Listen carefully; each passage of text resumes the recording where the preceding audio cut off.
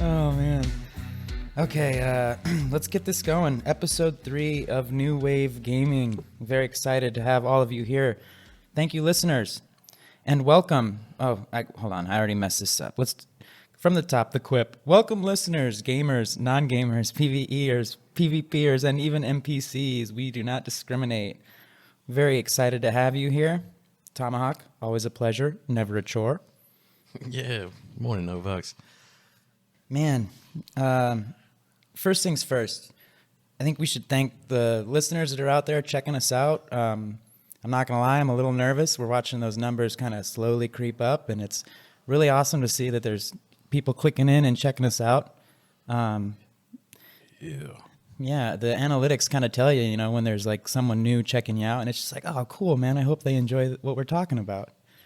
And really pumped to get this third episode up, but I'm not going to lie, Tomahawk, I'm a little nervous and shaky over here. What's going on? Yeah, those analytics, they do get to you. They're pretty specific, aren't they? Oh, man, I got to admit, my phone looked at me and a little thing popped up and it said, you've been on here 25% more than you usually are. And I'm just like, fuck. It's because I'm looking at those analytics, man, hitting that refresh button. I'm like, it's like we're pretty popular amongst Jewish cowboys. That must be your influence, man, up in Tennessee. The Bucky Goldstein. I think I think a lot of our numbers are coming out of Mexico, and I think that's partially on my end. I've been sharing it, and I live down here, so I think a lot of gamers mexicanos están escuchando. Gracias, por cierto. Yeah, I was thinking about that.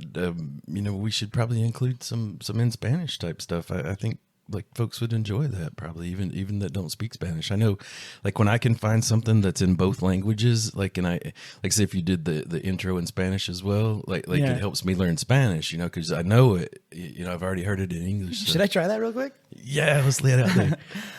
Hola, bienvenidos y muchísimas gracias. Les damos la bienvenida a nuestros listeners, gamers, no gamers, PvEers, PvPers y también a los NPCs. Nosotros no discriminamos. Te queremos mucho y agradecemos tu participación en nuestro podcast. How did that go? I got a little nervous there, but it came out.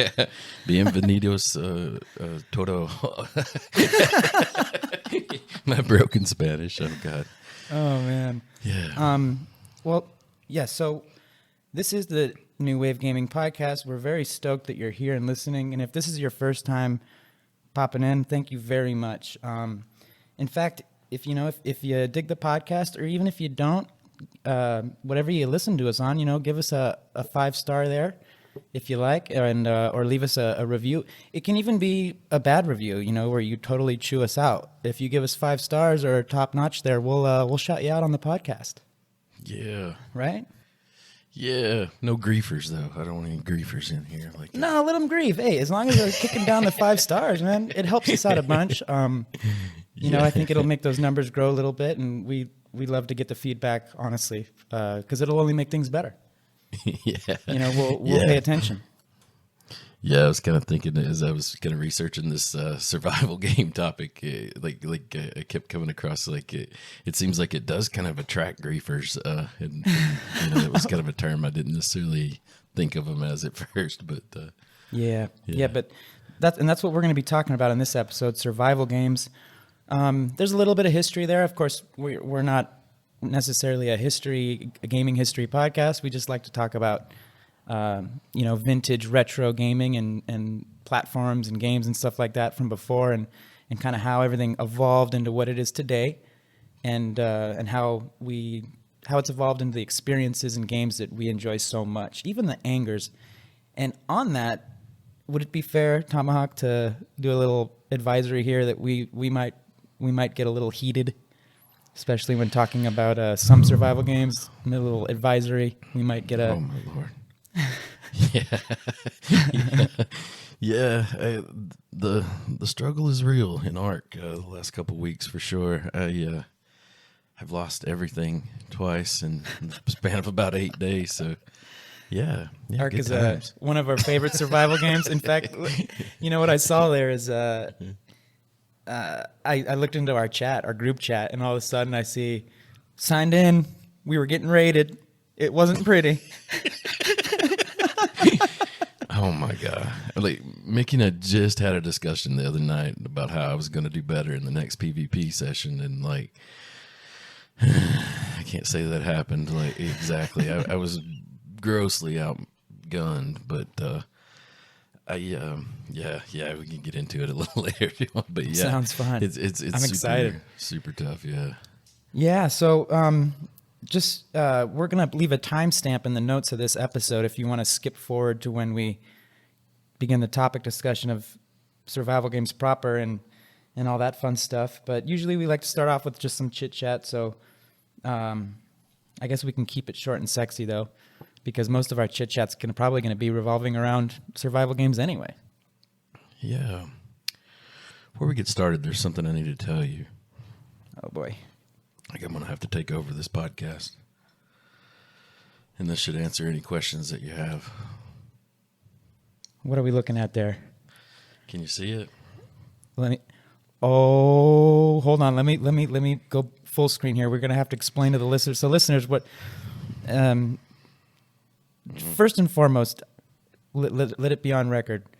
Tomahawk and I are co-hosts. No one's really in charge here, but if he needs to take something over, I want to see what he's showing me here. Hold on. How do I maximize this? Oh, what? How did you get that? Yeah, I have my channels. You know, Oh, man. This is going to cause controversy. Took on a new job. And So Tomahawk just showed me the Star Trek Section 31 black insignia. Now, I know that's going to cause controversy. We may even lose some listeners because they're going to be like, what? Star Trek? Star Wars, man. It's about Star Wars. No, but we're all Star Trek fans here. Oh, man. We're all part of the Federation, but... the United Federation of Planets. I'm a little jealous, man. How did you get that? If things don't... Well, you get it when you sign up. You know, they kind of approach you like you don't get it. You don't go get it. Like once you get they approach you. I think once we started getting more listeners, they saw an avenue to get out there and they promote Section 31. They did, yeah. Well, just there might be some information that needed to disseminate at some point. So yeah, if I have to take over, I'll give you the nod. Okay, but, I understand. Yeah, I'm going to relinquish control. I don't want to get phasered in the back or anything.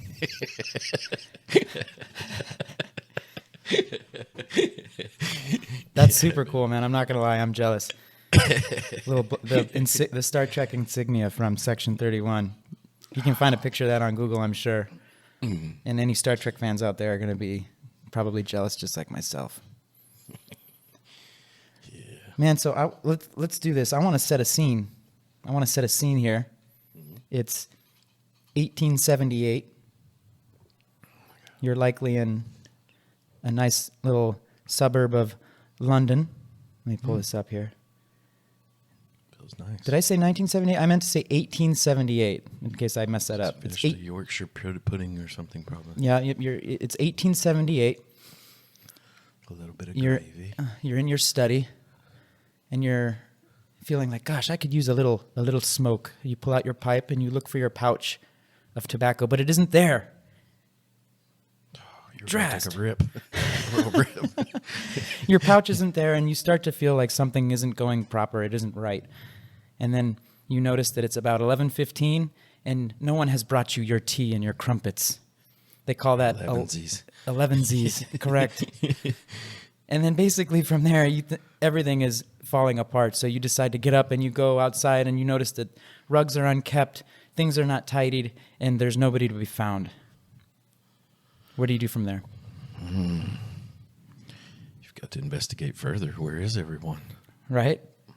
Good Lord, where's my tea? and why is it 1878? And where's my pouch? And is it really tobacco in there? Negatory ghostwriter. So this here is kind of just a rough description of the very first, at least on record, according to what we found in some Google research here, the very first survival game, and it is from 1878 by a group called Pickering's Gaming Emporium. And I mean, we're not going to dive too much into the history of the first survival games. I don't think really that's what we need to get into, but it's still worthy of mention, I think, that the quote-unquote survival game experience was going on way before what I expected to find online. Yeah, I find it interesting too that this isn't a actual on a video, like it's not coming through a TV or anything. It's a game, and it's kind of setting the precedent for, kind of the some of the anxiety, like Oregon Trail type things that come out later. And when I saw this included in the articles about survival games, it made me kind of examine that thought, like do our roots go back to board games and like Monopoly and the Game of Life I remember playing as a kid. And especially when I thought about like did you ever see or when you were really young maybe a game called Life? Oh yeah, absolutely. But do you think this was a board game? I kind of got the vibe that this was like you had to kind of do your own acting, if you will, like role playing. It was a role playing game of the 1800s. That's kind of the vibe I got. But I didn't think that maybe it was a board game. I don't know. It definitely it's almost like it's going into a new territory there, isn't it? Like you could imagine that.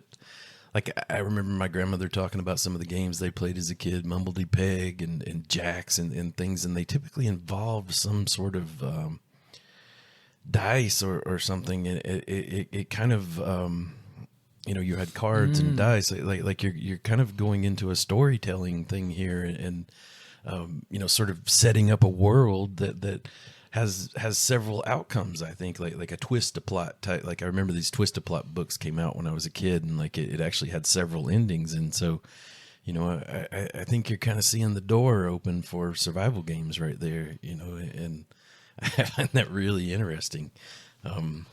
Gosh, that makes a lot of sense. And now, it's because when I saw this article and going into the next survival game era, I saw both and I was like, well, how were these games actually played in the moment? I was trying to visualize it.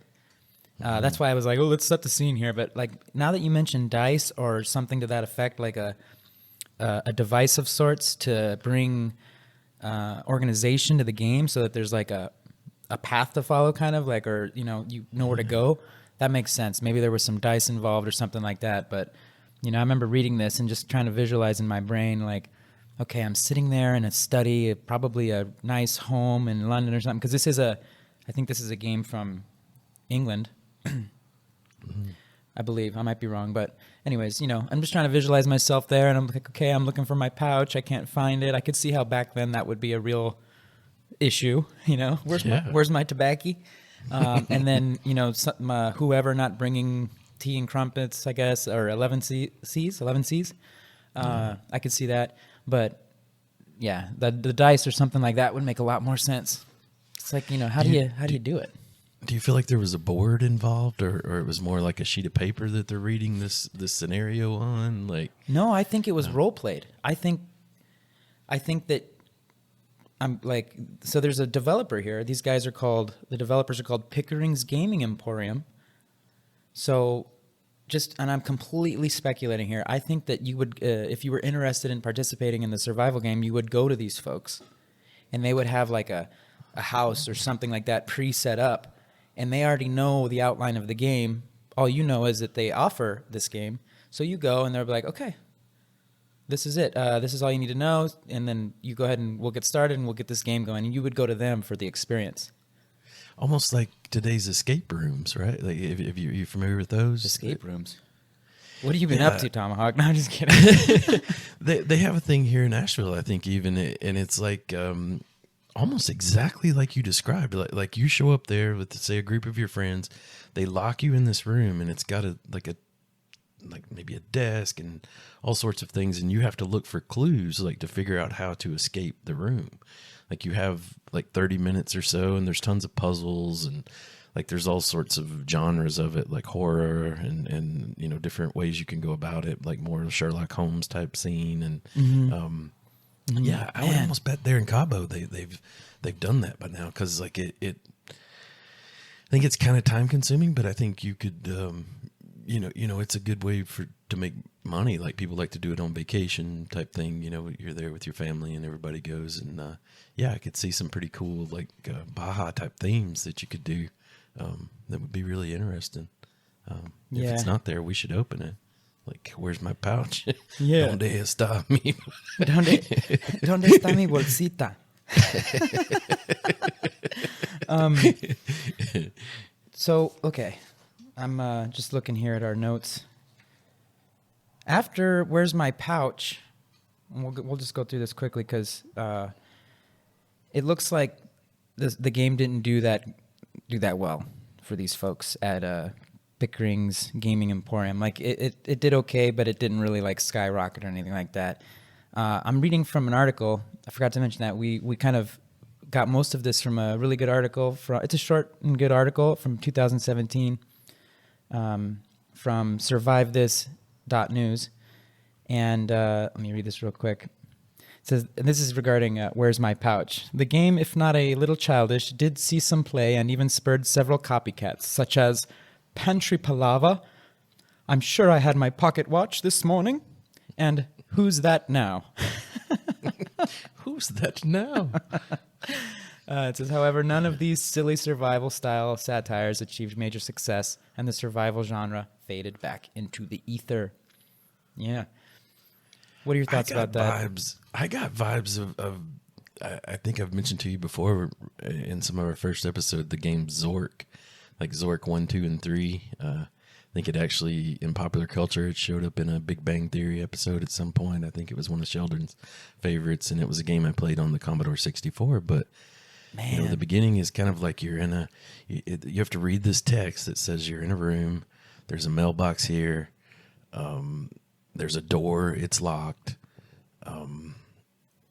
Rudimentary. What do you do next? Yeah, the basics. And you've got to type in like, open mailbox, and it'll say there's a letter inside. And like, ultimately you go through this chain of events that you've got to, there's a lot of role playing involved. Like you've got to use your imagination. And that's almost how I pictured this. Where's My Pouch? Like I pictured it like kind of written on a piece of paper, like maybe it had been run through an old timey, paper press type mill type thing, how the first newspapers they made. And you had maybe almost like a dungeon master type person that was reading the thing that was kind of getting everybody into character and whatnot, but it didn't really say exactly. And the way that it made it out like it was a single person, like definitely fits more as exactly how you described it. Like the dungeon master role was kind of probably played by the administrators of the game at their place, somewhere. That makes a lot of sense. And man, that would be fun.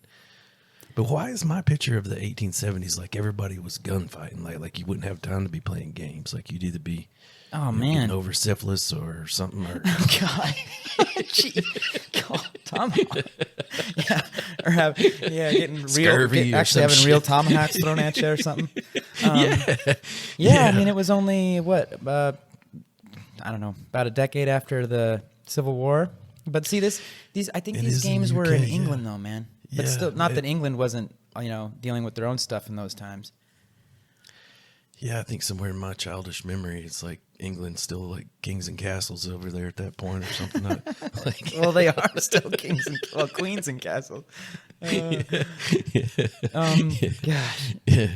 That's what it would be awesome to really have that time machine that we could go and see, and that's actually why I showed you the Section 31 badge earlier. Man, I do have a time machine, and I'd like you to get in here.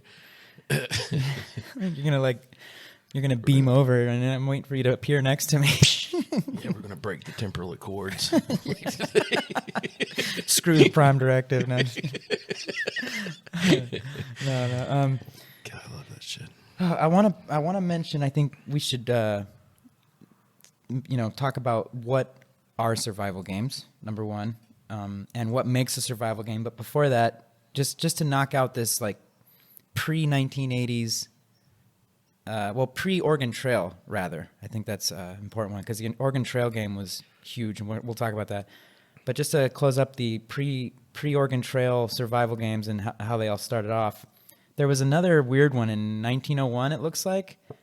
A guy decided to create a game. Oh, no, the developer was King Edward VII. And it looks like, I guess his mom, Queen Victoria, didn't particularly enjoy games, of the humorous nature. So I guess it must have been severe because his whole idea was to like undo the harm. Again, this is another scenario where I'm just trying to visualize this on a larger scale on what it all means. But basically, it looks like King Edward VII created a game called Well-Fed Alfred. Well-fed Alfred. Did you hear about that? I did. Like, I'm picturing a big old room, like straight out of Game of Thrones, like where there's a king sitting on a throne. You got some jesters, the guys with the funny hats with the bells on them, and they're all over there like trying to entertain him, and like it doesn't work out, and he like lops your head off. It's like the next guy's like, I got to try something different. Let's play a game. Oh man. Well, I guess so King Alfred created His Majesty's Entertainment. No, excuse me. His Majesty's Entertaining Pursuits. That was the name of his little development group. Yeah, I feel like he's the first person that's like swiping left or right on people. Like when the gestures like, come out, try to make him laugh, doesn't work out. He's like, yeah, thumbs down. To the dungeon. Says that his first game, he took inspiration. I think this is why it didn't do well. His first game took inspiration from a cannibal called Alfred Packer, an American who at the time was recently released from prison. I guess he was like a cannibal serial killer or something like that. And jeez. Yeah, they based the story around his misdeeds in the mountains of Colorado. It says the well-fed Alfred aimed to test the length of time you and 5 companions could last during a hunt for treasured gold in the freezing wilderness of the Rocky Mountains. Your secondary challenge was to refrain from going mad and making fine meals out of your friends. As you might have guessed, people weren't too fond of the game's plot or its dark humor. Coming out of the article from Survive This. Wow. Yeah. Yeah, you make a fine meal out of your friends. Did you see that movie Alive when they did they crash that plane and they have to eat each other? I did. It was a long time ago, though. Lord of mercy. Yeah. I think you start with the butt. I'm pretty sure. Like that's what they started with. Going right into the ass. Oh, sorry. A little bit of ass. I'm sorry. Right. No, you're good. Cheek meat. Yeah. Just dive right in there. Oof. So, yeah, that game didn't do well. And then there was another little sparkle of survival games in the 1950s. And, man, I really looked for these. I wanted to see, because they're pretty funny, the names here. You can read them off. I wanted to see what these games looked like or how they were played, but I really just couldn't find much, and I ended up giving up. But in the 1950s, it says there was a few British big hits, such as Perchance Was That a Wolf?, The Cotswolds, and my personal favorite here, Life Without Butter. And these are survival games, man. At least at the time, It is interesting. You can, like in the names, like you can see that they're hearkening back to "Where's My Pouch?" Like perhaps is that like that sort of question there. You feel that vibe, like mm-hmm. it kind of paved the way there. It seems like. Yeah, it does, and I think and I think we'll see here that per what we believe makes a survival game these days. And the elements of a survival game, there's not a lot of those elements we'll see aren't really in these older versions of survival games, like Where's My Pouch and these newer, like Life Without Butter. In the United States, there were a few successful survival games there in the 1950s. One of them was called Flea Bison. Mm-hmm. And Mark Twain inspired a game called Jelly Party, which I'm interested. Jelly Party. Hey, it's the party just moving like jelly. Yeah. But I think the thing here that connects all of these survival games, all of them, all the way up to Ark and Rust and Days Gone and etc., is the anxiety factor. Mm-hmm. that feeling of uncertainty and just anxiety all in all. I mean, like even with Where's My Pouch, you know, that they're building on that anxiety right off the bat with, you know, the tobacco's missing. Nobody brought the 11 C's. Things are all over the place and not where they're supposed to be. It builds that anxiety. And that's kind of like a huge thing. It's a huge psychological thing, I think, in all these survival games that keep us coming back. And do you think that's like more like to produce a game, or the fact that they're sort of putting you in a role-playing situation that mimics the conditions of real life, that causes you to have those same anxieties that we all kind of have in our own real lives, or is it a little bit of both? Maybe a little bit of both, because they're building on things that we're familiar with. At least with I'm thinking of the Where's My Pouch. Like the player is familiar with having his pouch, his or her pouch, his or her 11 C's. You know, your brain is like used to these things, like a comfort zone, zone, expecting them, and then now you're playing this game, and knowingly or unknowingly, you know, these elements are tweaked, removed, modified, and it kind of just throws that, like, wait a minute, it destroys that comfort perimeter or whatever what your brain is used to, and, you know, throwing a monkey wrench and all of that. Yeah. So it just naturally, like, I think it just builds one form or another of anxiety. Yeah.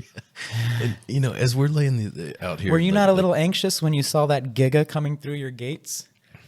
Oh, a ton, and like fuck, we're getting I raided. don't even think, so much just in the moment, but immediately my heart started beating a mile a minute when I kind of walked out, got on my dragon, like kind of just getting ready for a normal day, looking what's on him, like, hey, let me put this meat over here in this trough, like kind of thing, and all of a sudden I hear boom, oh God, I hate that.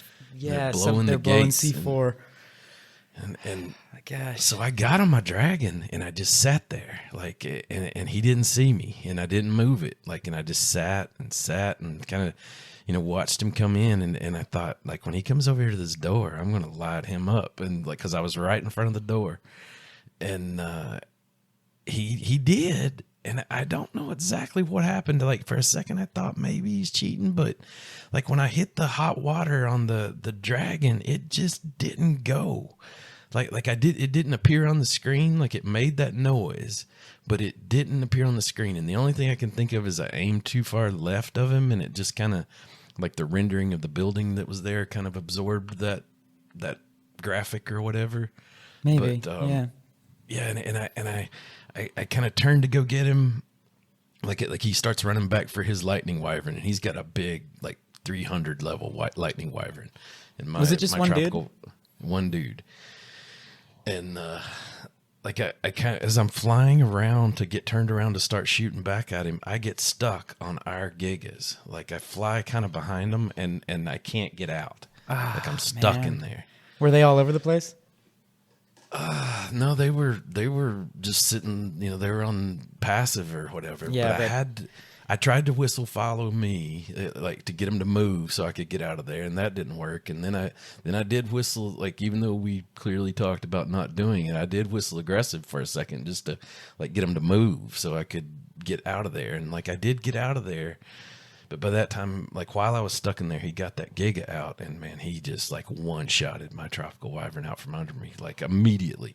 Like, I'm flying by him, like, I kind of come in to like wet him down, and he one-shots it. Like, it must have been, like, super leveled up. And yeah, like, I literally land on my feet. Like I'm flying forward, and then I'm on my feet running. Like, and I just ran for it. I was like, there's no hope here. Like, you know, like, what am I going to do? We didn't even have turrets set up, so it was game over. But yeah, for a lot of frustrating role playing going on right there. And I kind of, like, I see that in these initial games for sure. And yeah, just the anxiety. That's the only thing. Anxiety. Yeah, it kind of mimics real life for sure. And I think, like, that real sense of loss and grief and fear, like all those emotions that you just can't drum that up in Pac-Man. You know, I mean, No, I get excited about losing. Yeah, it's because those games are. Gosh, how do you put it?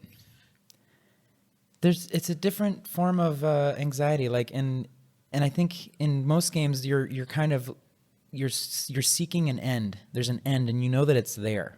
You know that there's a final boss. You know that there's a final level. You know that you're going to fail. Maybe the case. Like when I look at Pac-Man, you know, I love that game, but I know that eventually those little ghosts are going to get me. So I know that's going to happen. With these survival games, man, and I don't want to dive too deep into Ark because I know we're going to talk about that a lot. And if fellow gamers, non-gamers out there, if you've probably already figured out that Ark is a survival game, and if you've heard our previous episodes, you've probably heard us mention it a few times. But oh gosh, I lost my train of thought. What was I saying? Tomahawk, help me out here. I just totally had a brain fart. Shoot.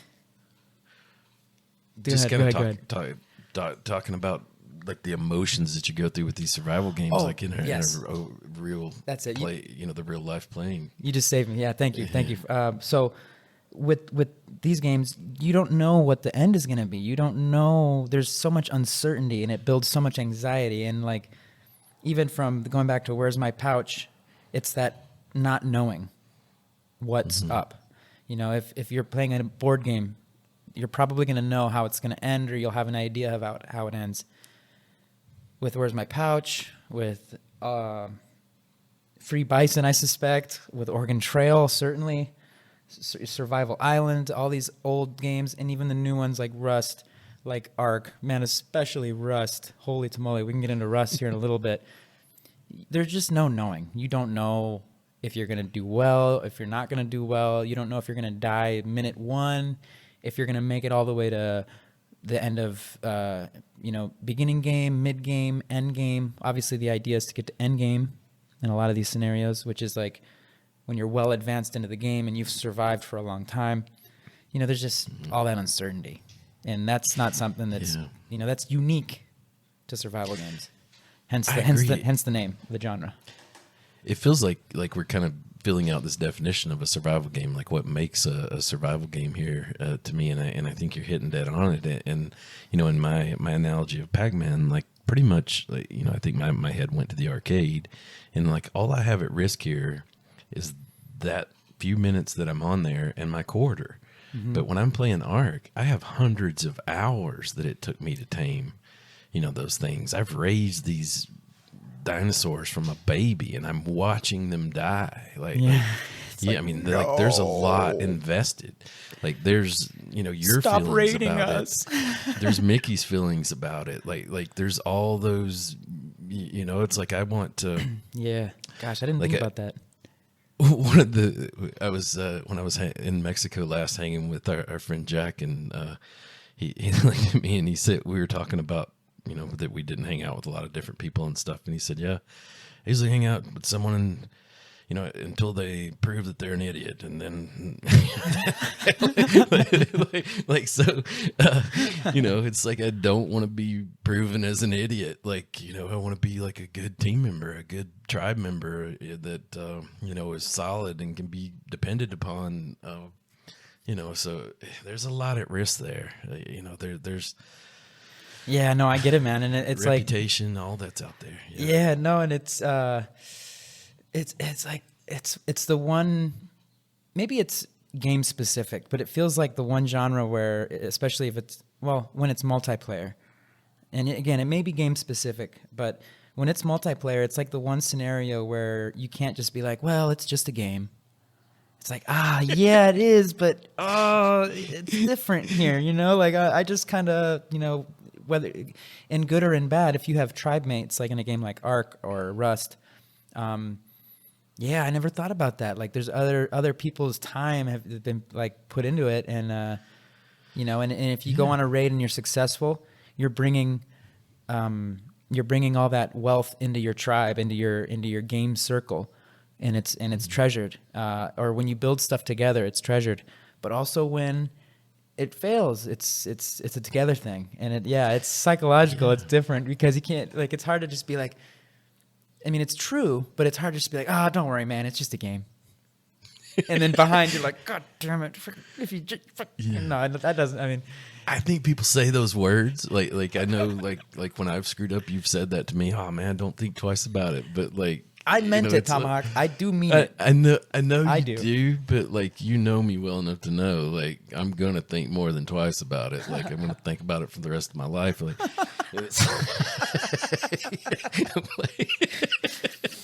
you're on your your final moments there, and your girl comes up. Is there anything you need to say?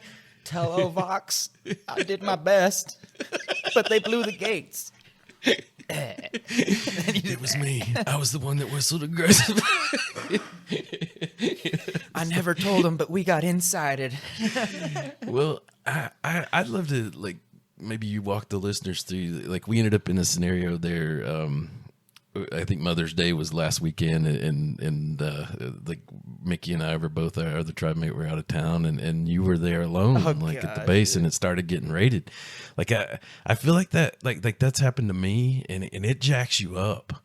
Like it jacked me up, like because I had so many different emotions. Like I think it, obviously we'd made it clear we weren't going to be around, but there's a feeling of like, fuck, where is everybody? Like you want, like a lot of your plans on what you would do have been based on the fact that you're going to have help or a tribe there to, and you're there all alone. And yeah.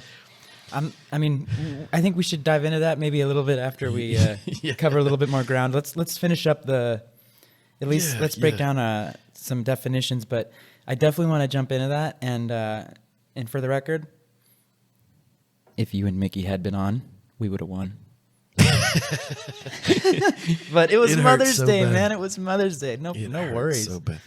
There needs to be like what I wished for in that moment was that, like, say if we were playing on the Switch or something, like I'd have been able to whip that bad boy out, and like do something right Happy there. Mother's My mom Day, would have Give been me a on second. board. She would have been on board. I would have explained it to her. Get like him, she son. knows what we do. She'd have been like, this is just gonna take a second, Mom. Like, hold on. Get after it. Like, yeah. I was, I think that's coming. Like if we were playing on PC, we could whip out Steam Decks or laptops, I guess, even, are always available. But I longed for something other than carrying my PlayStation over to Mom's house, would have been a solution too, I guess. But well, hey, it's just a game. Don't give it a second thought.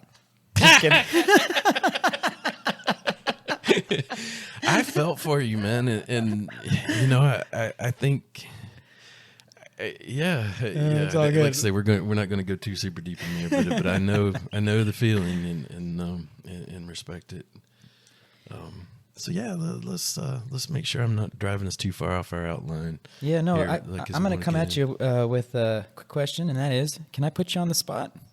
Yeah, lay it on me. Oh boy, ChukTomahawk, what is a survival game? Boy, you've got me here. I I don't know. You can use cheat codes if you want. That I have like a textbook definition in my head. Like I do have sort of a cheat code here, I think. But it's. I really like the. It's going to include some things. Like you're going to have an open world. There's going to be some crafting going on. There's going to be some base building type mechanic of sorts. You're going to have a character that you're going to have to manage. He's going to possibly be dealing with things like thirst and hunger. Those are definitely elements of a survival game.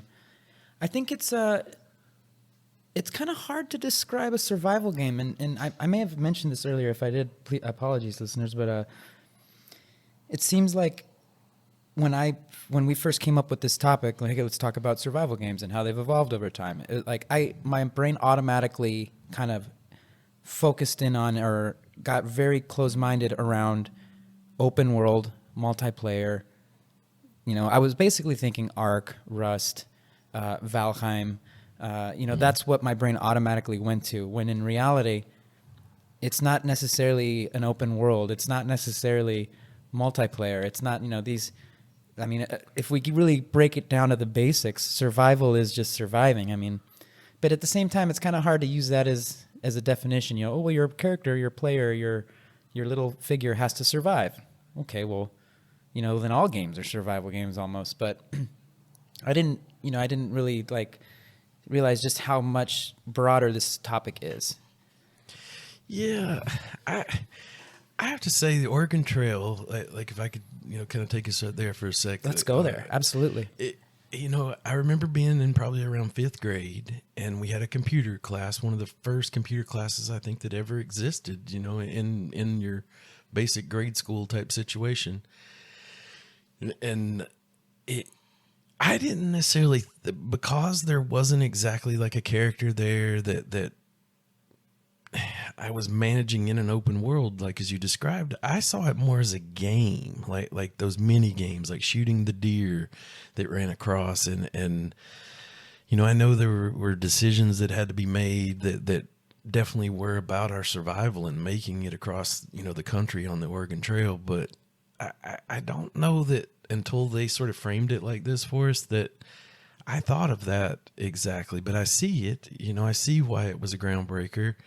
I think it hit some kind of sweet spot that I think the education system recognized that it taught life lessons, and so they embraced it. That's why we were playing it at school. Like, they didn't let us play other games at school. Like, you weren't playing Pac-Man at school, or anything like that. So, and did you get that the original 1971 version that was basically text command, I think, or did you play that later version that came out on the Apple II system in schools? Like they did I guess Apple did a port so that you could play it on the computers that they had, and then they also brought some graphics and sounds to it.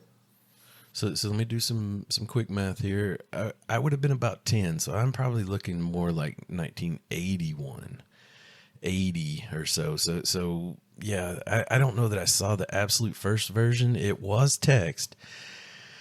But when I say you shot a deer, they had literally taken text characters and drawn a deer with it. Like if you literally just got on a piece of paper in Word and used X's to draw the best deer you could possibly draw. Like the X's were your drawing board of sorts. I think that was one of the first versions, Chuck. Yeah, it's pretty early, but it did have like a deer came across the screen, and you had to push the button, and we would play this as a class, dude, with like 20 people. Like, so it's like one person got to push the button when the shot, like somebody else got to type when it was time to, we were all sharing this experience, like in a row, sort of like you got your shot, and if you missed the deer, we were on your ass. Like, we're like, man, we need that food. Yeah. We're going to die of cholera. Like, okay. they had that in there? No, I'm just kidding. I got to play that as well. And it was gosh, that's a great nostalgic memory. It's exactly why we started this podcast, man. Like, I have great memories of playing the Oregon Trail on the old Apple II. And this must have been, it must have been around 1995, 96, maybe 1997, in that time frame there. Maybe even a little bit before, because I did do a couple of years of school in the U.S. before moving to Mexico when I was real small. So yeah, I got to play that too, but I definitely played like the latest version of that time, and it was on one of the Apple computers that the school had. Yeah. I could see it being especially popular in Oregon with the name and all. Oh yeah, I didn't even think about that part. Have you ever been, like, fun fact, have you ever been anywhere in Oregon, like, where you can still see the actual Oregon Trail? I have not been to anywhere where you can see it, at least not that I remember, to my knowledge. They're outside of LeGrand once. So I was there with the Forest Service, and some of the local folks there took us and let us see, like, you can still see the ruts, like where the wagons came through, like all over Oregon, like different places. Yeah, it was like you're looking at it, like, damn, like that's history right there. It's like I played this on Apple II. So there's a really good definition, I think, that kind of just comprises everything. I'm going to read it real quick. It's from Wiki, good old Wikipedia. It says survival games are a subgenre of action video games, usually set in a hostile, intense, open-world environment. Players generally begin with minimal equipment and are required to survive as long as possible by crafting tools, weapons, shelter, and collecting resources. Many survival games are based on randomly or procedurally generated persistent environments. More recently, survival games are often playable online, allowing players to interact in a single world. Survival games are generally open-ended, with no set goals, and often closely related to the survival horror genre, where the player must survive within a supernatural setting, such as a zombie apocalypse. The last part isn't really our jive, but I really like this definition of survival games. It kind of comprises everything. It mentions the things that we were talking about earlier. Open-ended, no set goals, persistent environments, randomly or procedurally generated. So we got a game like Ark, which is randomly, and then a game like No Man's Sky, which is procedurally generated. Mm-hmm. And there's much older games that were procedurally generated. We'll touch on one of the first ones. We got it here in the outline. But so are you taking that to mean like if it's not procedurally generated, like someone literally places each blade of grass and tree and everything, and if it is procedurally generated, there's sort of an algorithm that says, like, in this part of the map, spread the terrain this way, and that kind of figures that out. Gosh, that's a good point. And I'm certainly not a game developer, designer by any means, and I'm not very, I don't know the ins and outs of it. But I don't know. I look at a game like Ark, and the maps are set, and the resources that spawn are set. They're that tree that you harvest when you spawn in on the island. It's going to spawn there again. It'll come back right there. So I don't think it's procedurally generated because, or maybe it is. Maybe I don't understand what procedurally technically means. But I know that, for example, if you look at a game like Rust, it's a little bit different. It's the same map always, but it reorganizes itself completely randomly, depending after the wipes. So. And the points of interest change location. They change locations, resources. It all like just like huevos revueltos. You know what I'm saying? Like scrambled eggs. They just randomly. So I don't technically know the answer to that, but I can, as a player in the user experience, kind of see the differences. I just wouldn't. I wouldn't be able to tell you which is which, though. To be honest, I know that No Man's Sky is procedurally generated because Fist Pump, a.k.a. Pepe Tortilla, is always talking about No Man's Sky. Mm-hmm. He loves that game. Yeah. I gave it a little shot. I haven't got super deep in it, but I almost took this, like you say, to mean like non-procedurally would be like you placed it more. And at times, I feel that in Ark, and the way I feel it is like, once we have like a flyer, we're kind of usually getting around that way. But almost every time that I try to get somewhere by foot, like there is a way, and it's almost like someone's had to play that game and not in a procedural way. Like someone's had to move stuff and like kind of run up against a cliff and say, okay, there's no way to get up there. Like I need to make a little trail. And like, I've found that if you look enough, like you'll hit some dead ends here and there. But most of the time, like just like say our base on Valguero, there was a way to walk over to that obelisk. Like I didn't believe it at first, but Mickey found that way, and like once you sort of a little cave there. Like they've factored that in, that you may have to approach that on foot, and I feel like that only comes from like someone literally playing it and kind of being like, okay, we've got to reduce the slope on this rock cliff here. They'll never get up there, and it probably has to take a lot more time and care to do it that way. I almost sense like it's procedurally done, and then they go and fine tune it from there, because it would get a little maddening to place every blade of grass. But yeah, man. Well, a lot of those maps are community created. They're created by players. Like at least that's my understanding. Like Crystal Isles, I think. Crystal Isles, Ragnarok. What are the other ones? I think Center was community created. So yeah, and you're right. I mean, they design those maps.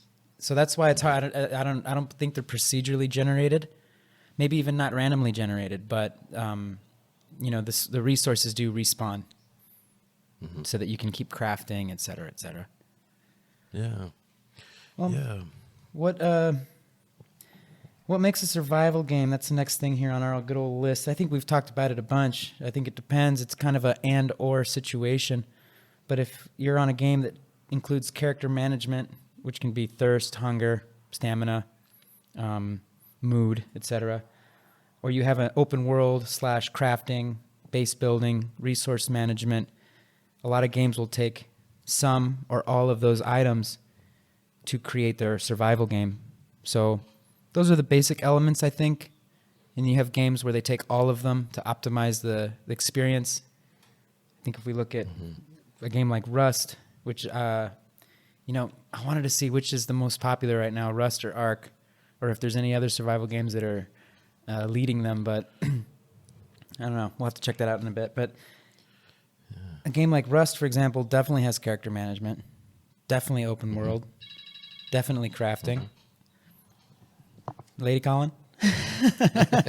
Yeah. I'll have to table that for later. Definitely has crafting, definitely has base building, and most certainly has resource management. I think Ark is the same. Plus dinosaurs. Yeah. And who doesn't want to have dinosaurs, right? It's like, what? I can craft stuff, PvP, and tame dinosaurs? Take my money. Yeah, exactly. Here, I think we all at some point played with dinosaurs as a kid, like in some place or another. Like you had a pet dinosaur, or a little toy that involved it. So that's just almost there in everyone. Yeah, and so it's really like with this topic, we're looking at a bunch of different games. And I think Oregon Trail was kind of like the one that set the real pace. And that brought in a bunch of, certainly, I think, management, the character management. There's definitely hunger and stuff like that. Right, Chuck T? You probably remember better than I do. Yeah, I I never played Survival Island like or any of these. I did, as we were kind of doing our research, I kept seeing Robinson's Requiem come up, and I wanted to go and watch some videos of actual gameplay of that, and boy, you got a lot of imagination you got to use there. The graphics weren't super strong, but a lot of those mechanics as far as bringing up an inventory and kind of going through it and things were there. Well, yeah, it looks like Robinson's Requiem, which was kind of like a inspiration for and like a baseline for a lot of games that came out later. Robinson's Requiem, that came out in 1994. There was a lot of footwork way before that game came out, but they really were kind of like what it seems to be online, were the pioneers of crafting and inventory management. But if we go back to, we look at this game from, let's see here, I kind of want to go in the right order, but we have Survival Island from 1983. We have, which I think, gosh, was that the one? I think that was the one. I don't want to get him. No, it wasn't that one. That was Stranded. Stranded came out in 2003. We're going to talk about Stranded too, but we got Survival Island that came out on the Atari 2600. And then there was 83, I think, yeah. 1983. Yeah. And then there was a game called Seven Cities of Gold, 1984. Survival Island had health management, I believe, but I'm looking at old images, and you can find all these on Google, of course. Really cool, vintage images of old video games. But there's a picture here of a game called Seven Cities of Gold, and they had, you had to collect goods, you had to collect resources and gold, and there was also a food management, and it tells you what your pace, what kind of a pace you're taking. You're taking a cautious pace or an aggressive pace, and then it just says here it's based around the expeditions to the New World by the Spanish Empire back in the 15th century. And it looks pretty cool. It says down at the bottom, "Sir, we discovered a Pueblo town." So that game was definitely one of the first ones with character management and resource management. Another game came out called what is it called? Excuse me, Heart of Africa. They were trying to build on the success of Seven Cities of Gold. Seven Cities did real well, and then I think the developers were Ozark Softscape of that game. They wanted to come out with another one, but it didn't do as well. And then, yeah. Any thoughts there? You know, I feel like I remember hearing of these games as a child, and you know, really until you sort of sold me on Ark. I think you maybe showed me a trailer at some point. We were kind of hanging out actually in real life, and I think when I would hear these games, like say back in '83 or whatever, it didn't sound that appealing to me. Like I think you didn't have the sort of online experience with the other players was kind of missing, and I don't really gather that these were 2-player games like that you played with your buddy when he was over either. So you know, I think in those days my focus was a little more towards sports, and I did do like Pitfall and those kind of adventure games. But I think like, you know, this. I get that totally. Yeah, as I was looking at them, I would think, you know, like I didn't see exactly the potential, but I do now. Like it's like, you know, and it makes me really interested to want to go back. I like one theme I see here is like sort of that there's an interest in the story of Robinson Crusoe, and I think I even saw one place they had made an adjective out of his names, like a Robinson-esque type game or something like you know, I don't know the complete origins of that story, but I think, you know, we all saw the movie Castaway with Tom Hanks, and like there's always been kind of a fascination with that life on a deserted island. You know, what Surviving. would you do and how would you survive? And then people ask those questions even today. If you were trapped on a deserted island and you could only have one carb, like what would it be? You know, bread, rice, or pasta? You know, those kind of questions. It's that anxiety and uncertainty, man. Yeah, coming back at it. Yeah, I think it's one of the things that instinctively are like I'd love to use this analogy of when folks are in prison, like even the hardest hardcore murderers, like one of the ways they keep them in line in prison is threaten them with being put in, I think what they call the shoe, like the, you know, the part where you're off by yourself, you know, in an isolated, like the mega situation. solitary, super mega solitary. Yeah, and like that breaks the hardest people. And like when I hear of jail, I think that'd be the first place I'd want to be. Like I wouldn't want to be like getting cornholed or something in there by my cellmate. Like if I had a choice, what was it you said earlier? You start at the butt first. Exactly. I'm pretty sure they started the butt first in there too. Like, so I you know, I just have this picture of myself, like they come to check on me, and like I've got like some Star Wars men or something, and I'm like, pew, pew, doo, doo, doo. Like I'm just having the time of my life in there by myself, and like I don't think that's how it goes at all. You should hand over that Star Trek insignia, man. You just mentioned Star Wars like that. Why don't you hand over that Star Trek insignia here for your brother? It's all part of the session. You hand it over to a real fan. It's a little diversion for you there. Yeah. Yeah. Let's see here. Try not to say yeah or too much. I'm trying to get better at that, listeners. I'm broken it. Yeah, I want to do a drinking game every time I say it. That or bad boy. Get out of that Don Julio 70. So after Heart of America in 1985, I think we got a real winner that came out here. I saw this game everywhere. I'm looking at the interface right now. You can find it, you know, of course, on Google. Mm-hmm. And there's pictures of it, and it looks real heady. Like you gotta. It needs to get its hooks in you. And we're talking about Unreal World, released in 1992 and still in development today. In fact, you can find this game on Steam. Just type in Unreal World, and you'll see the latest version of it. Wow. Yeah, man. And if you look at the interface, you basically have a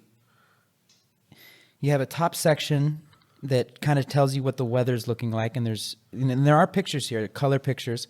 There's like in this case, there's like a sun and it's cloudy, so it can tell you that it's partly cloudy. And then it shows you like a frontal view of what your character's looking like in a picture. And there's like a forest, so it tells you what kind of trees you're looking at.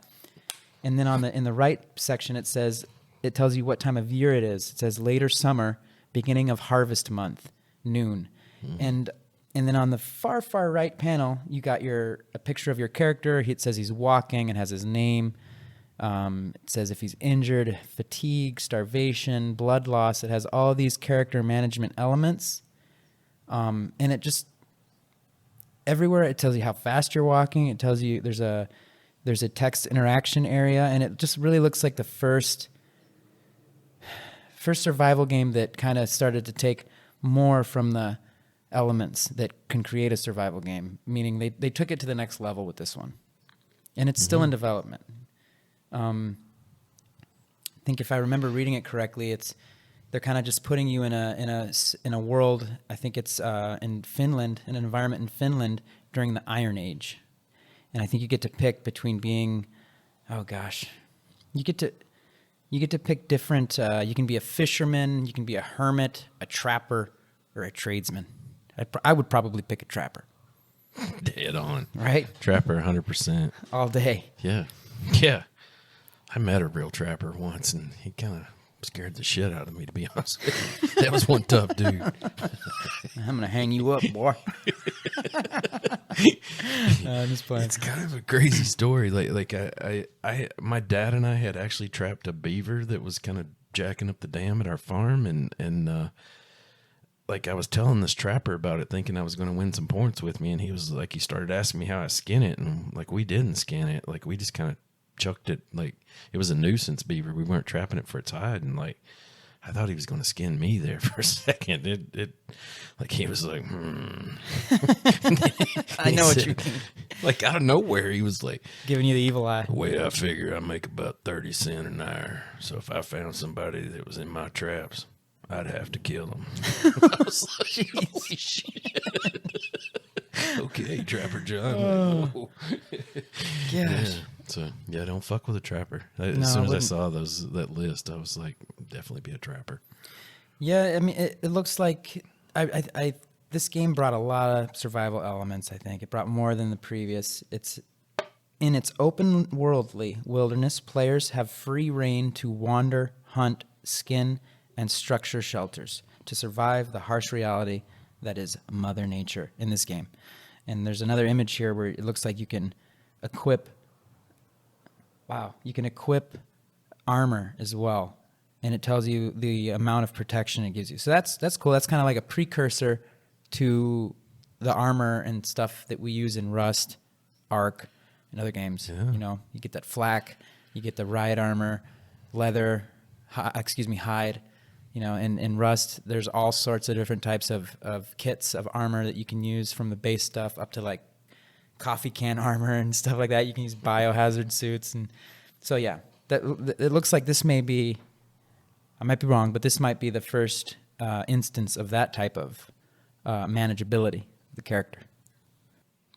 Yeah. You mentioned something earlier about the sort of like you have to have this buy-in sort of moment, and I feel like that's the case with all of these. Like I kind of mentioned to you after I'd been away from Ark for a while there, like maybe you hadn't played in a year and a half or so, and like in the very beginning I was like hyper aware that I was still like I could almost see the 2D world still. Like you know, kind of almost like if you use the holodeck type analogy, like I could almost sense that I was in a holodeck, like in a square room that had parameters, you know, an engine of sorts that they had built this world in. So this is once that emotion gets involved. Tomahawk's trying to redeem himself for mentioning Star Wars earlier. The holodeck is a place on the Starship Enterprise from Star Trek where you can basically create any image or scenario. Yeah, I see what you're doing there, Tomahawk. Mm-hmm. Yeah, it ain't easy being part of Section 31, but I do feel that buy-in moment, and I think with all of these, like I mentioned when I went back and looked at Robinson's Requiem, like when you're watching a YouTube video of someone else playing, like you don't have that buy-in, so you kind of see how blocky things are and all that, but once you're in there, and like you get that buy-in. Like I think there's something that goes on in our brains, like I've read about, where our mind kind of only picks up on novel events, so it actually fills in the background, like through, like say I'm sitting here in my office. I've sat in here a number of times, so my brain knows what the window looks like and all that. So it's not focusing on that; it's focused on this screen. Right now where I've got your picture up here and things like those are the novel events that are taking place. And I think after we've been in these worlds for a little bit, you're focused on, say, that dinosaur that you're taming, or that food that you're looking for, or that armor, and your brain is filling in the background, and it kind of fills it in as the world, Yes. like in a way that is what makes these games so popular. I think it's that buy-in, when it's that when it gets its hooks in you, as you kind of said, Man, and it certainly does. Oh gosh. And next up in the milestones, we're mentioning these games because they each kind of brought their own. They each produced kind of like a milestone, if you will. Not all of them necessarily, and there's hundreds of survival games, but we're just kind of going through the main ones that made their mark and brought new elements to the survival genre. So Unreal World is still in development. Another game came out on the Super Nintendo, SNES, back in 1993 called SOS, where basically you had to, and this was a bare bones survival game. It didn't do that well. I looked at pictures and video online. Basically, you just had to escape from this sinking ship, but all you basically did was just run forward and jump. And it's kind of like a time thing. I think you had a certain amount of time to escape the ship before it would sink. Mm-hmm. But that was it. I mean, that was like there certainly wasn't any crafting. No, I don't think there was any inventory management. There wasn't any character management beyond literally just making sure you got out of the boat. So that one didn't do amazingly well. And then the next year, 1994, you were just talking about it, Tomahawk. Mm-hmm. Robinson's Requiem, pioneer of crafting and inventory management. I have here written down. Is that? I'm interested. I'm sorry. Go ahead. Like, I had to relook. I'd heard. Like, I think there's a movie out there maybe called Requiem for a Dream, but that's not a word that came up a whole lot in there in the old East Tennessee lexicon. So one of my curiosities is, what is the Spanish word for Requiem? I think it's the same. Might be the same, yeah. Because there's that movie. What was that movie you just mentioned? Requiem for a Dream. Requiem for a Dream. Yeah. Let me use our cheat code here. Google. Whenever we mention using cheat codes, we're talking about Googling stuff. And when I looked it up, it kind of is like, it goes with, like, say, Catholic. There's a certain Catholic mass, like when you're kind of honoring the dead. And I think a requiem can kind of almost be seen as a ode to the dead of sorts, or a homage to the past, honoring something from the past, or something like that. Was kind of what I took that definition, or what I remember about looking it up. Like, what do you think of when you hear requiem? And I'm just curious why they chose that word here. And gosh, I'm going to sound like a total idiot because I have no, I have no actual idea what that word means. What I think it means based off of what I know, which is that movie Requiem for a Dream, Robinson's Requiem, is it to me? It sounds like a person's. It sounds like a situation they're in, a scenario, a burden they have. It's something that one way that they're dealing with. They're in the middle of. And it has kind of like a tone to it, like a context to it of weight, of something being like a weight. It might not be a negative weight or a positive weight. Usually it sounds negative, like if you've seen that movie Requiem for a Dream. Obviously that's a gnarly movie, and it's not good stuff going on in there. So that's like that person's struggle, their reality of the moment, and it's their own personal requiem. But I might be completely wrong. I'm just that's what I think it sounds like. It's like, in the case of this game, Robinson's Requiem, well, it's Robinson's journey. It's his objective, the thing that he's dealing with right now in that moment, and it's his burden. Be it good or bad. I think you're hitting dead on it, like kind of what I would think of, and I tie this back to Robinson Crusoe, that story of Robinson Crusoe kind of being trapped on a deserted island, and how he survived that. But one of the cool things that I saw and I've experienced in these survival games, and I think I've even mentioned to you in the past, is how everyone like they kind of set this situation up for you, but everyone's journey is their own journey. Like I talked about the group of guys that, you know, they were describing the first time they played Ark, and they prepared to climb this mountain to go get some metal so they could make some metal tools, and they had to climb the mountain and, you know, came back down, and that journey was theirs. Like it wasn't like that game just set out and said, okay, on day 3 you've got to, you know, go get metal or whatever. That was their choice. Like they could have, you know, been taming a parasaur or whatever, but they chose that as their focus at that moment, and you know, took that journey on their own. And I think that's one of the cool things about these games, and what I'm starting to value about them is that it's kind of your own story. You know, I think our tribe has its own story. Yep. You know, and you know where we're coming from, and what we've been through, and what we've lost and gained and took from other people. Yeah. There's a lot there. There's a lot. On my definition of Requiem was completely wrong, by the way. Just here between you and me, don't tell anyone else. You know, but yeah, like I said, it didn't come up a lot there at the old Rogersville City School. What shall we do in this Requiem, nobody's friends? Nobody's saying Requiem in our small little pueblito here either. If I said that to, you know, like Litro or something, he'd be like, ¿Qué? ¿Qué es eso? ¿Qué es Requiem? ¿Qué es mi Requiem? But yeah, so that is listening out there somewhere. Who, Litro? Yeah. No, man. I don't know. I can He send ain't him listening to this. I'll send it to him. Yeah.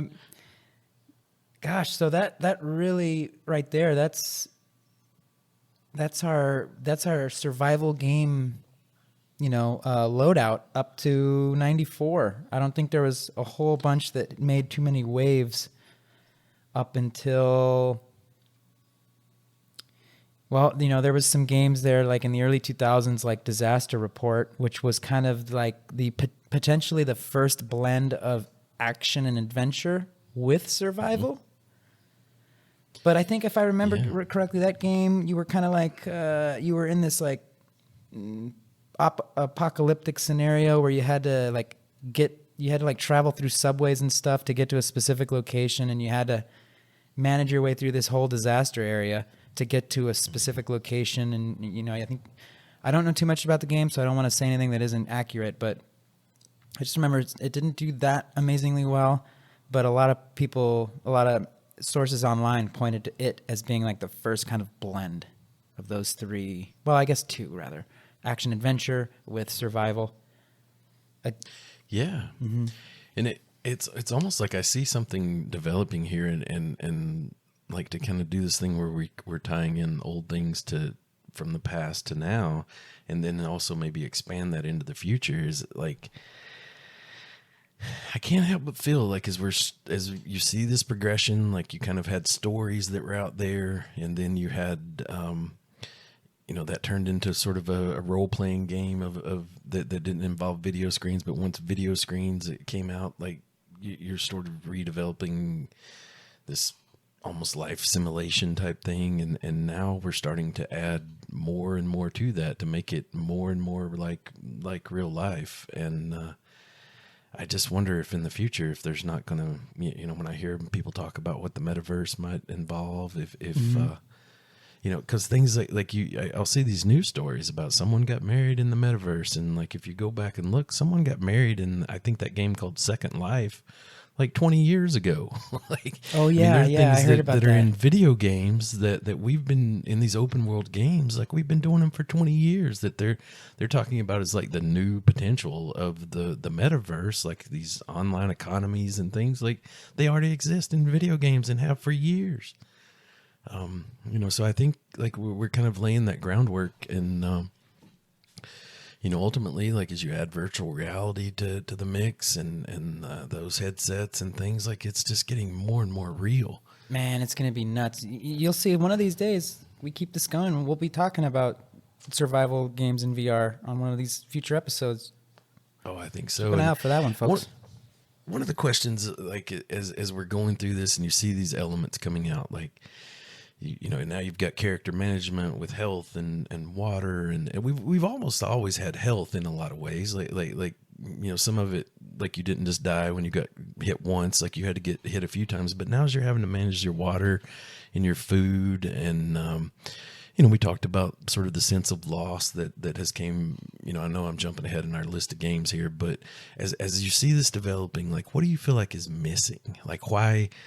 Obviously there's more at stake in real life. Like if I that's it. See, Yeah. I already had an answer for you, Tomahawk, and then you just kind of answered it in a way, and that is suspenseful moment.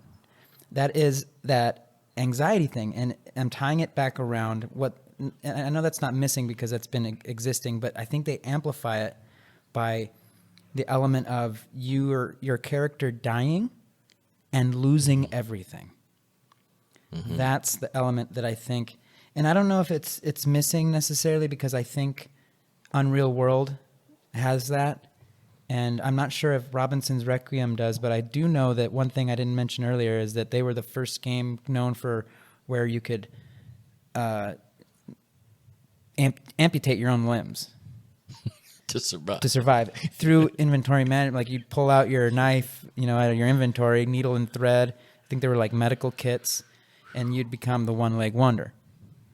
Your character, if you couldn't manage the disease or whatever it was that caused the leg to need to be amputated. I haven't played this game.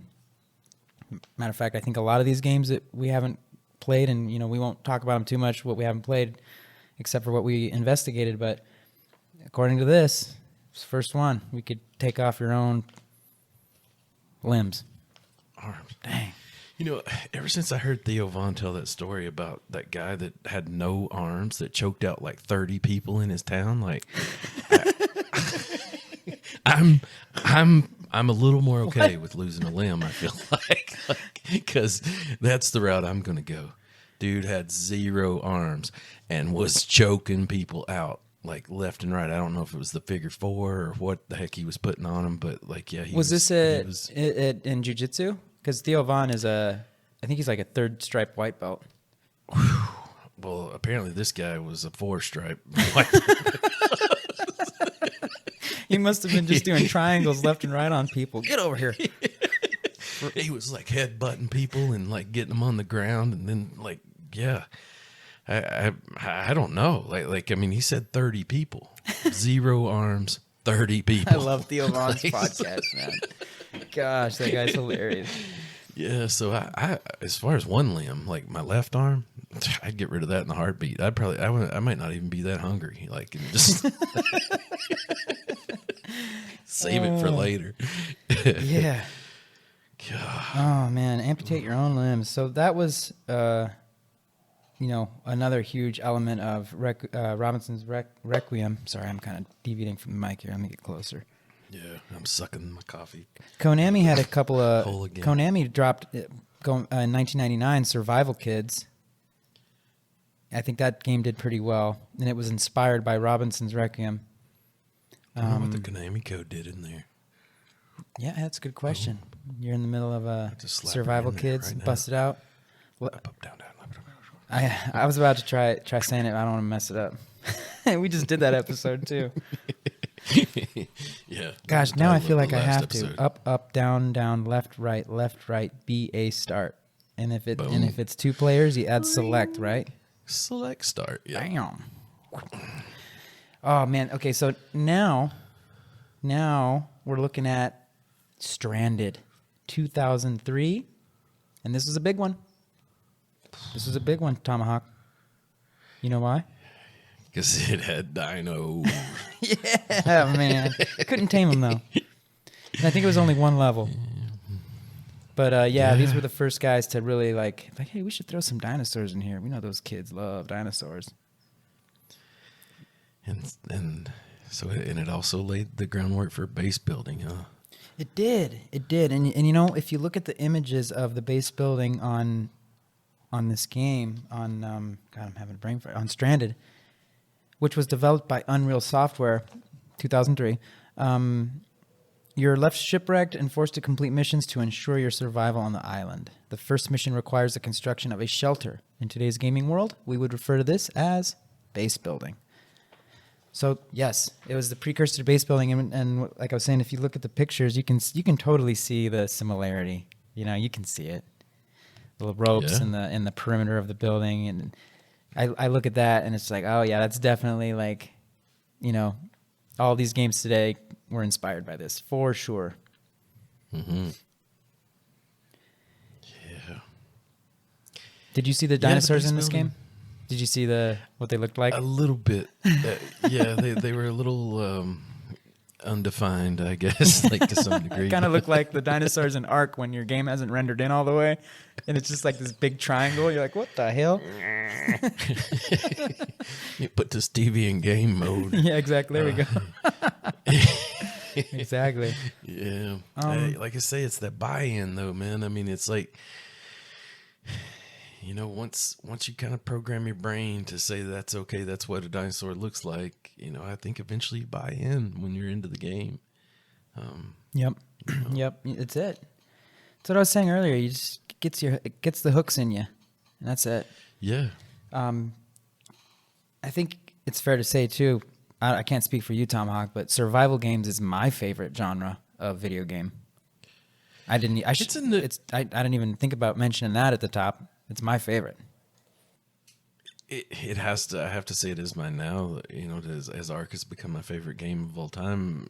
It you know, just naturally that they kind of follow each other. But as I mentioned earlier, when I heard of these games back in the day, it almost seemed too slow somehow, or it's a slow burn. You know, I think in even you know, the most exciting ones.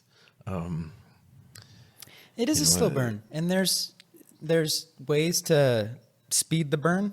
You know, like you can go to private servers, boosted servers, unofficial servers, you know, and stuff like that on games like Ark and Rust, and all the stuff is modified so that you don't have to dump the hours into it. But it kind of takes the magic out of it, in my opinion. Kind of takes the magic out of it. I have to agree. Yeah, I mean, it hurt less when you get raided because it didn't take all the time. You know, all the metal runs and all the cementing paste and all the, you know, wood and all that stuff. But yeah, I feel like as I look at this information as in totality, I kind of see. Like I think as we get into the more here in a bit about the psychology of how people behave in different PvE or PvP situations, like we're going to see that that level of sort of buy-in and also the level of like how hard the environment is on you, I think dictates how you act with the other players. If the environment's extremely tough, like you almost have to work together. But if it's not, like you kind of get that thrill that you're talking about by going up against someone else, and you just can't replace it. I mean, I think there's a story there's something they made us read in high school of I think it's called The Most Dangerous Game, like where these guys that are into hunting, they eventually end up hunting human beings. And after they hunt human beings, they don't want to go back to shooting deer because them human beings are smart as shit compared to deer and like way much more of a challenge. And like, so, you know, when I'm trying to go up against that dino, that's literally just an AI computer program, it really don't compare as if like you're behind the controls and, you know, I've got to deal with you.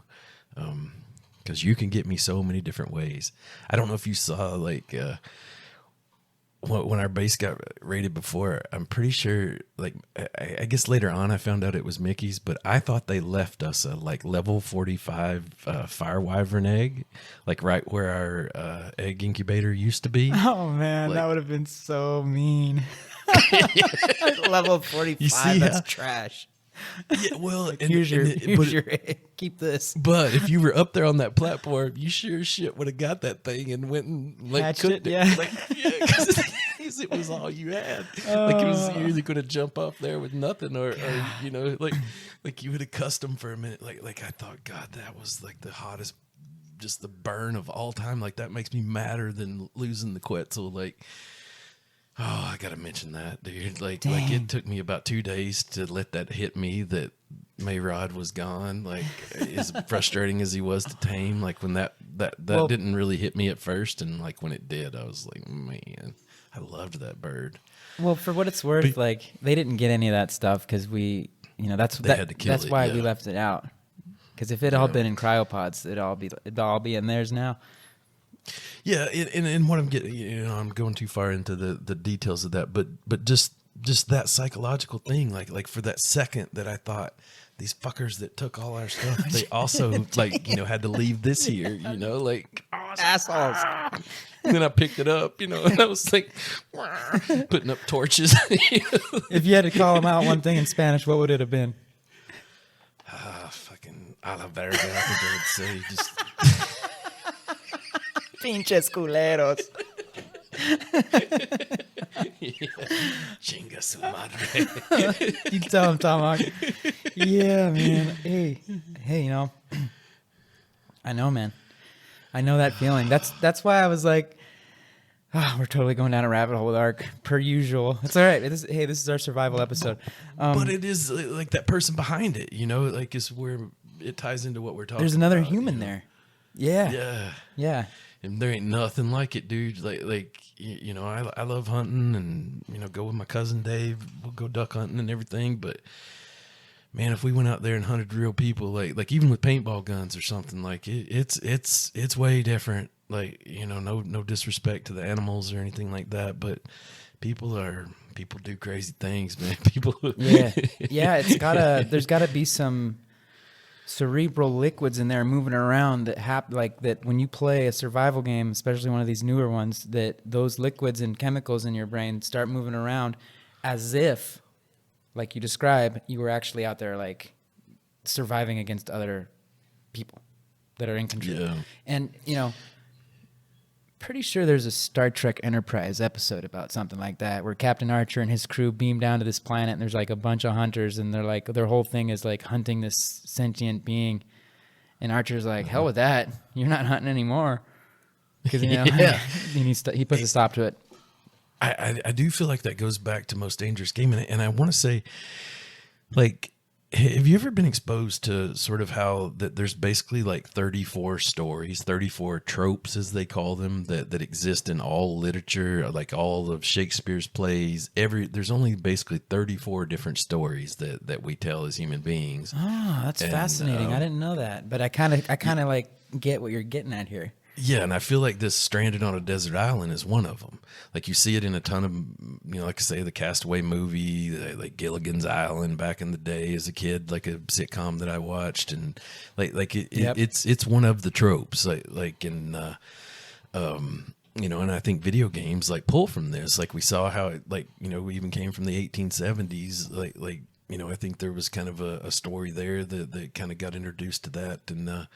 So yeah, I think that this is just kind of that survival is one of those stories, one of those, kind of back themes. And then maybe another one of them, sorry for totally jumping in like that, but adding in that there's another human after me factor into the trope. Yeah. Vice and us after them. Yeah.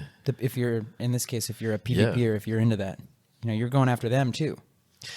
Yeah. Like I'm gonna get into that base and I'm gonna take all their stuff, and there's a huge satisfaction there. It's like God, and when it's so it's almost like as soon as you had it on Stranded here, you had the first base built. Like it seems like you opened the door for the first raid, or the first taking away of that base, or that feeling of of investment into this virtual reality. You know, not obviously not, I'm not talking about VR, but there's like into this game world of something to lose. Something to lose that you. And you see how, like, when we're watching Star Trek, like when, you know, I mentioned the other day, like we all laugh about when we see that guy with the red shirt on that we haven't been introduced yet. You know he's going to be dead in a few minutes. Like when he gets selected to randomly go on the away team. Yeah, he's on the away team, going down to the planet's surface. He's out. Yeah, we just had that heartfelt moment where they try to get us invested in him just a little bit. Like, I think that's why, like because you know, it's like we have a ton invested in Spock. Like when we're watching that, like, so we know he ain't gonna die. Like I mean, yeah, it seems like he's died 100 times. Yeah, the end of Wrath of Khan. He'll be back. He'll be back. Yeah, they're sending this new guy down to the surface. What color is his shirt? It's red. Oh yeah, he's gone. Dead. Like, why do you say that? Just trust me. He's dead. R.I.P. Yep. Yeah. And I think, like, as you start this game, like you know, 5 minutes into Ark, you don't have anything invested in that character. Like, the game could turn off and you wouldn't give a crap. But like after you've got him up to level 100, after, you know, 30 days of building on that, like, you've got a ton invested. You've got a large backstory. You know that. Yeah. By that time, you've already run caves, collected artifacts. You know, you're probably got a metal base up with turrets at that point. You certainly have got a few tames, which are dinosaurs. You're in at that point. You're like, you're getting skin in the game, man. Gosh, So, God, so much to talk about here. So much emotion in this. Where are we? We covered Robin's Requiem, we covered Disaster Report, we covered Stranded 2003. There was another game that came out in 2003 that's still in development today called Worm Online, WURM. Very weird name, but it's actually a medieval game. I looked at it. And don't want to touch on this one too much because I really just have no idea about it. So I don't know a lot either, but I am interested to talk about the next one on the list. I bet you are. Before we do that, though, this has been part 1 of episode 3 on survival games. Tune in soon for part 2, and thanks for listening.